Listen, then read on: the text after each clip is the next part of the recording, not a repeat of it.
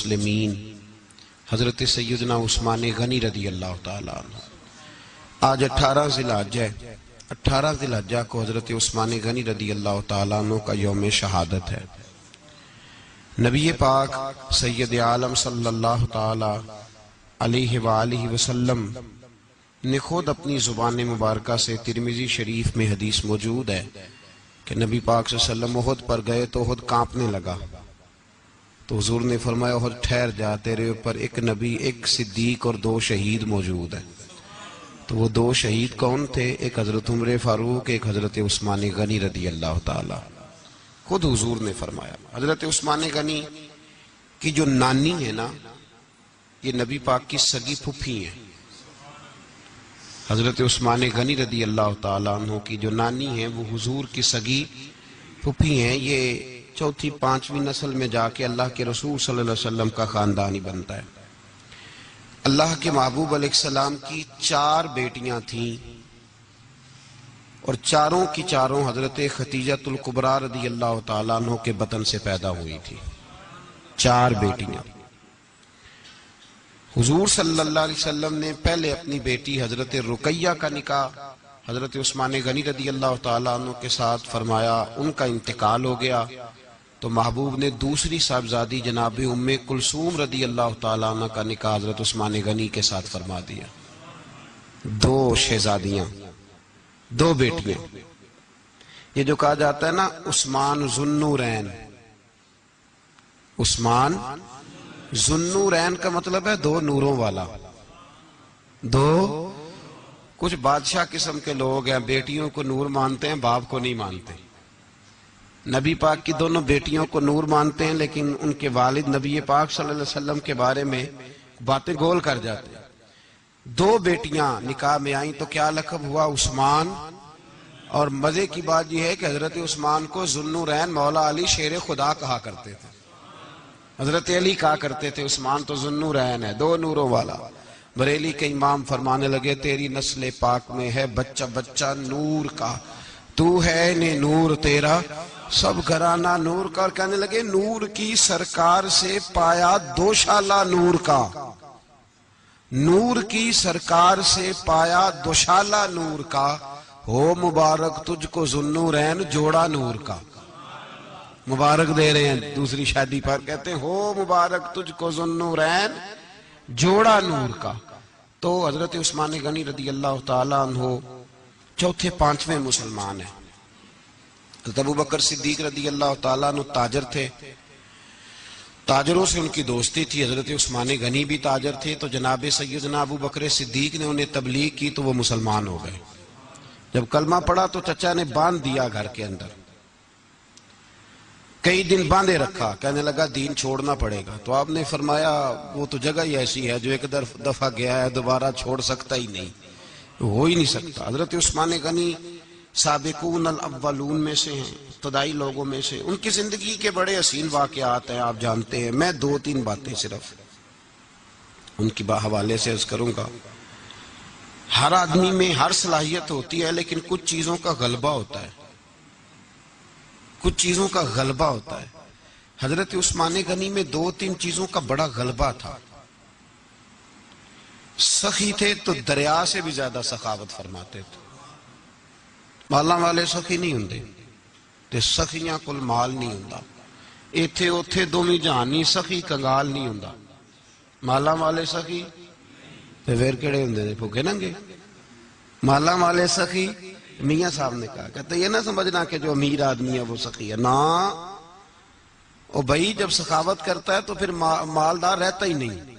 سخاوت مالدار تو وہ رہے گا جو پیسے جمع کرے گا، تو جس نے جمع کرنے ہی نہیں، جس نے جمع کرنے ہی نہیں اس کے بعد پیسے کیسے کٹھے ہوں گے؟ جس کو سخاوت کرتا دیکھو سمجھ لو کہ یہ مالدار نہیں، یہ سخی ہے۔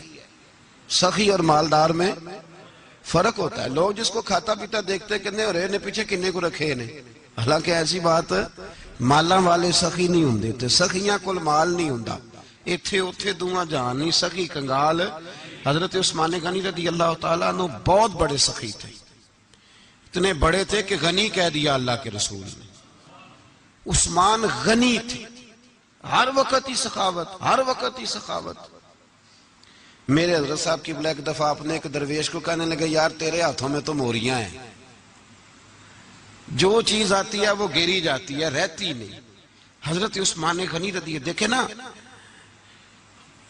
مشورہ کرنا پڑتا ہے، یار یہ جگہ لینی ہے، کیا پروگرام ہے، لوگ کہتے ہیں رستہ کوئی نہیں، دیکھتے ہیں، غور کرتے ہیں، پھر اس کا ریٹ لگتا ہے، پھر بات ہوتی ہے، پھر بات آگے چلتی ہے، پھر اس کے بعد بندہ کہتا ہے میں اتنے دیتا ہوں، وہ کہتا نہیں میں اتنے لوں گا، پھر وہ کہتا ہے میں لگا کے ریٹ آ گیا ہوں، باتیں ہوتی ہیں۔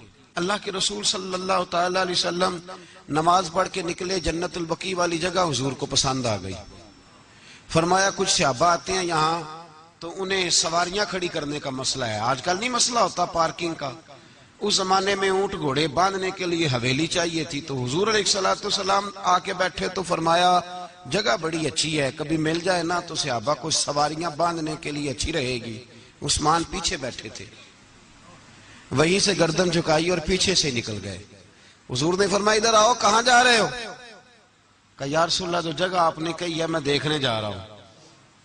تو حضرت عثمان غنی دیکھنے گئے، جب واپس پلٹے تو میرے کریم نے فرمایا عثمان دیکھ آئے ہو؟ عرض کی محبوبہ دیکھنی کیا تھی، تجھے پسند آئی تھی، میں خرید آیا ہوں۔ دیکھنا آنا جانا یہ تو وہاں ہوتا ہے جہاں سودے بازی ہو، رنگے چمن پسند نہ پھولوں کی بو پسند، ہم کو ہے وہ پسند جسے آئے تو پسند، بات ختم ہو گئی، آپ کو پسند آئی تھی میں نے خرید لی۔ میرے رسول پاک صلی اللہ علیہ وسلم کے ساتھ پتہ نہیں لوگ کہاں بیٹھ کے دین پڑھتے ہیں، اختلاف ثابت کرتے ہیں، جو جگہ مصطفیٰ کو پسند آئی عثمان نے خریدی، اس جگہ پہ سیدہ فاطمہ الزہرا کا مزار بنا ہوا ہے، اس جگہ بی بی پاک کا مزار ہے جو حضرت سیدنا عثمان غنی کی خریدی ہوئی ہے۔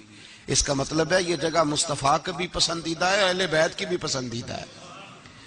حضرت عثمان غنی کا مزاج ہے، حضور اعلان کر رہے تھے، اس کا مطلب ہے چندے کا اعلان کرنا بھی نبی پاک کی سنت ہے، اس لیے ہم بھی کبھی کبھی یہ سنت ادا کر لیتے ہیں۔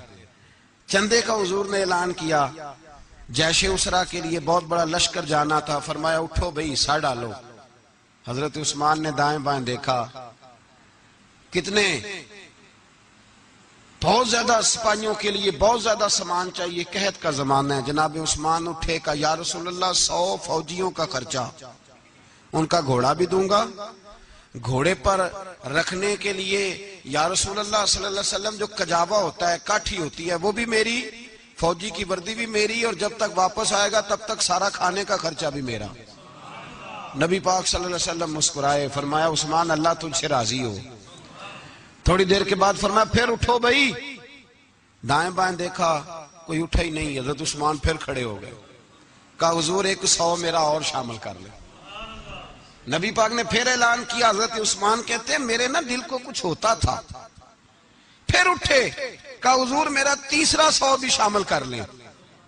فرماتے ہیں جناب عثمان غنی چوتھی دفعہ میرے مصطفیٰ نے اعلان کیا تو مجھ سے نہ ہی رہا گیا، میں نے کہا محبوبہ اعلان نہ کرو، آپ اشارہ کرو، عثمان کے پاس جو کچھ بھی ہے وہ محمد عربی کے قدموں کا ہی صدقہ ہے، آپ اعلان کرو، حاضر ہے، ہر شے حاضر ہے، پھونک پھونک کے دینا، دیکھ دیکھ کے دینا، یہ تو وہاں کا سودا ہوتا ہے جہاں سودے بازی ہوتی ہے، لیکن یہاں تو یا رسول اللہ جب تک بکے نہ تھے کوئی پوچھتا نہ تھا، یہ تو نے خرید کر ہمیں انمول کر دیا، اور مجھے وہ بات بڑی پسند ہے۔